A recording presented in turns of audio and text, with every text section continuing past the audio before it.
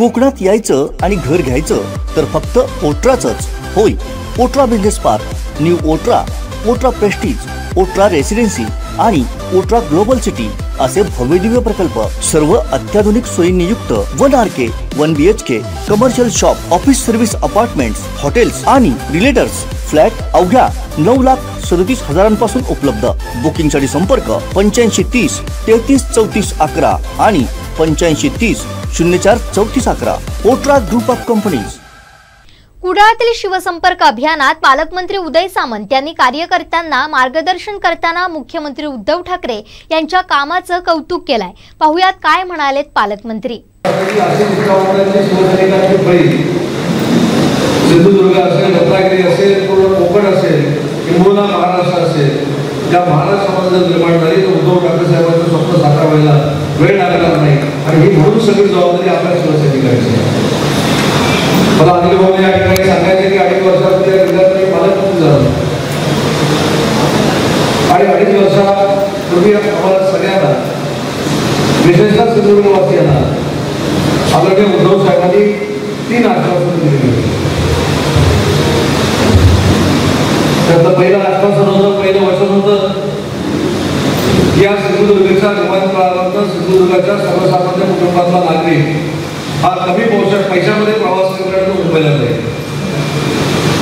दुसरं वचन दिलं होतं की सिंधुदुर्गवासियांची एक इच्छा होती या कोकणातली मुलं कमी पैशामध्ये डॉक्टर व्हावी,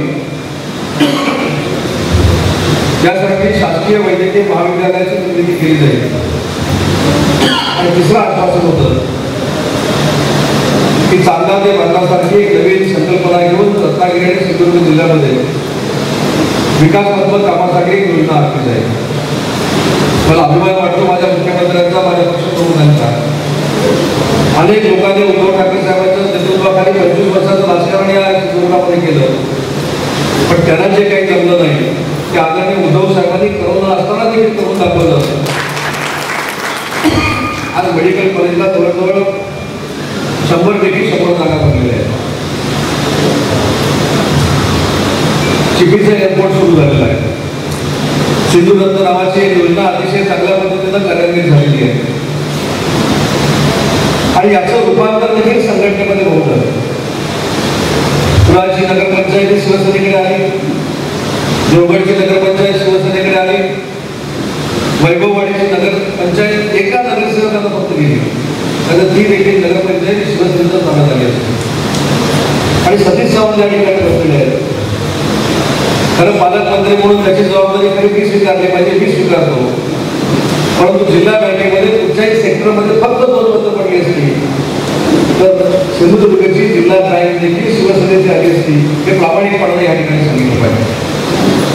आणि म्हणून ही ताकद जी निर्माण झाली उद्धव ठाकरे साहेबांनी केलेल्या विकास कामामुळे निर्माण झाली. मला संदेशजी सांगितलं की इथं आता अनुभवी तुम्ही याच्यानंतर संदेशला एकतर आमच्या नंतर बोलायला नाही, कारण आमचं सगळं करून घ्यायचं सुरुवातीला. आम्हाला काही शिलगच करत नाही. MBBS झालं, PhD झाली, सगळी झाली. पण आज संदेश बाळकांना उद्धव ठाकरे साहेबांनी पर्यटन महामंडळाचं मला त्याला एक विनंती करायची. उद्धव ठाकरे साहेबांच्या किंवा आमच्या सगळ्यांच्या विकासाचा संकल्पना आहे, पर्यटनाचा संकल्पना आहे, ती पूर्ण करण्याची जबाबदारी आपण स्वीकारली पाहिजे. आणि सिंधुदुर्ग रत्नागिरीला पर्यटनात्मक ताकद करण्याची निधीच्या रूपानं ही जबाबदारी आता तुमच्यावर पडलेली आहे. तुम्ही ज्यावेळी पर्यटनाची कामं कराल त्याला निधी उपलब्ध करून द्याल, अजूनही संकट त्याच्यामध्ये वाटणार आहे. आणि म्हणून सुरुवातीला तुम्ही सांगितलं आणि त्याचा उल्लेख या ठिकाणी संपर्क प्रमुखांनी केला की आपण समर्थक आहोत फक्त शिवसेनेचे आणि उद्धव ठाकरे साहेबांची ही निष्ठा लोकांकडून पोहोचली जाते. आणि म्हणून शिवसंपर्क अभियान हे जोरदार पद्धतीनं या संपूर्ण कोकणामध्ये राबवलं गेलं पाहिजे. अनिल भाऊ, मी 9 वर्षापूर्वी शिवसेनेमध्ये प्रवेश केला. थोडाफार वाढण्याने काही लोकांना लागत असतो, त्याच्या अगोदर कुठेतरी शिवसेना सोडलेली होती. आणि म्हणून समर्थक सतीश तुम्हाला माहिती आहे शब्दप्रयोग, समर्थक हा शब्दप्रयोग प्रचलित झालेला होता. आणि मी काही शिवसेनेमध्ये प्रवेश केला तर तिकडे देखील एक फॅशन सुरू झाली. काही लोकांनी असं पसरवण्याचा प्रयत्न केला की नाही आम्ही उदय सामंत समर्थक आहोत. भाऊ, मी जबाबदारीने सांगतो की अशा सगळ्यांना पक्षातनं काढून टाकण्याची भूमिका माझ्यासारख्या कार्यकर्त्यांनी घेतली आणि त्यावेळी त्याला सांगितलं की उदय सामंत असेल किंवा अन्य कोणाला समर्थन नाही, आता राजकीय अन्न जो आपल्याला करायचा आहे तो शिवसेनेमध्येच आपला होईल, त्याच्यामुळे आता आपल्याला पर्याय नाही आणि म्हणून माझ्याकडे देखील समर्थकांची काय तालुक्यामध्ये ठेवली नाही.